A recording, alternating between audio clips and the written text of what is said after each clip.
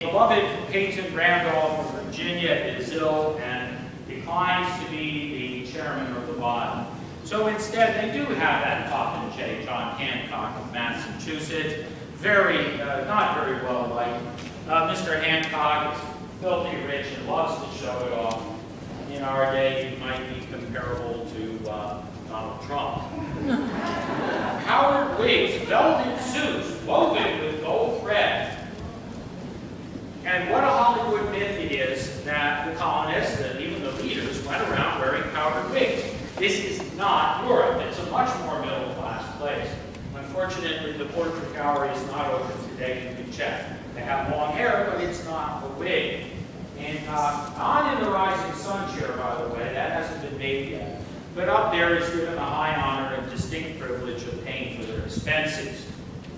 This isn't a government. It can't tax anybody, anything. And the states or colonies don't send fat expense accounts to the delegates. The real work is done out here. John Dickinson of Pennsylvania, Thomas Jefferson again called himself a junior companion to the labors of John Dickinson in this room. He's a major player.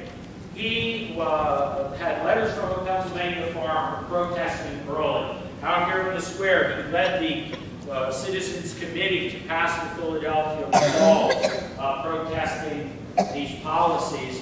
But in this room, he feels that independence is too much, too soon, too fast, and he worked against it. Doesn't make him a loyalist. Indeed, he's not here to sign the Declaration of Independence, that second declaration. He has a militia uniform on, and he's out risking his life for something he doesn't think is a particularly good idea. That is a form of bravery, a high form. Mr. Dickinson is a major player in writing our first Constitution, the Articles of Confederation, and he has a significant role in writing the current Constitution. No myth, no monument. But the shame is that John Adams doesn't have one, because in the end he is the father of independence.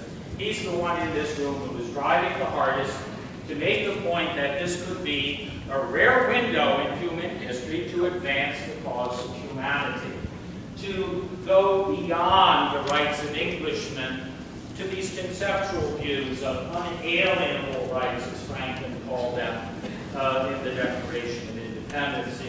It would be worth the risk of being destroyed by the British Army to take that, to try to form an independency and basic human liberties and the government that goes with it. But of course, Congress shuts him down. You know the song, Sit Down, John. They agree much more with Mr. Dickens. Go slow. Not that they're going to roll over. Indeed, George Washington's main commander-in-chief takes up the sash here, June 16th, in the year 1775. Commander of an army that exists only on paper. He has a terrible task ahead of him. And they publish the first declaration. There are two. The Declaration of Causes and Necessities of Taking Up Arms. Young Mr. Jefferson drafted it. Congress had problems with it. John Dickinson rewrote it, and it's published. But to make sure that it is seen that war is not their choice, the famous Olive Branch petition comes out of this room to King George III. Young Mr. Jefferson drafted it. Congress had problems with it. John Dickinson rewrote it. And it is the first of 4 major documents signed in this room, the Olive Branch petition. It's essentially saying, we want to continue to love our king, but not at the cost of our ancient rights. Because remember, the problem is not the king. The problem is can they legislate for themselves? Or does Parliament dominate that?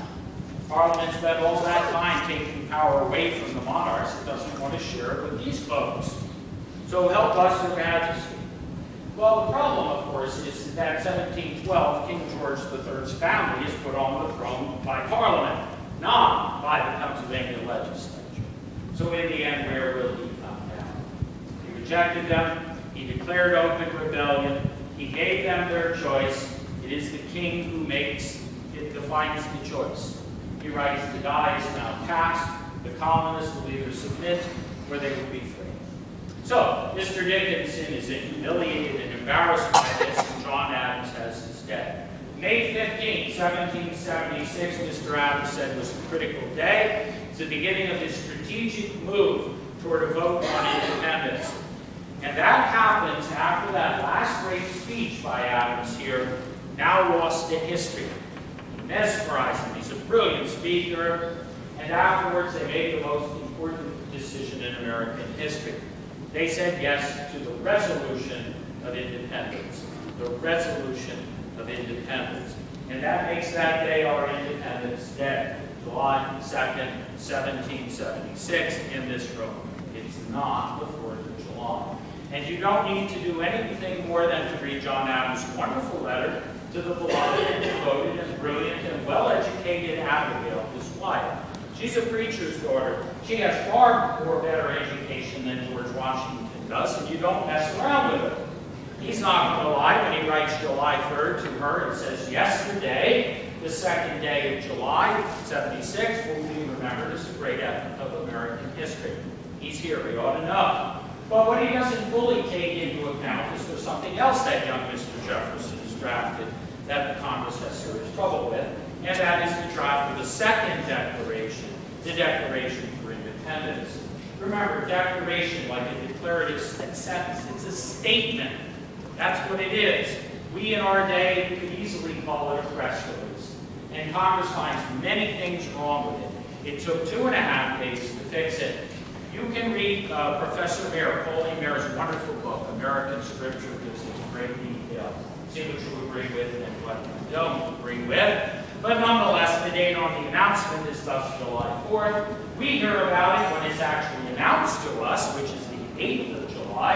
That's why this park does nothing on the 4th of July, nothing applicable on the 4th of July. We read the document out here. That's the historical event. And then a nice cleaned up copy of the Declaration of Independence. He signed here the second of the 4 documents.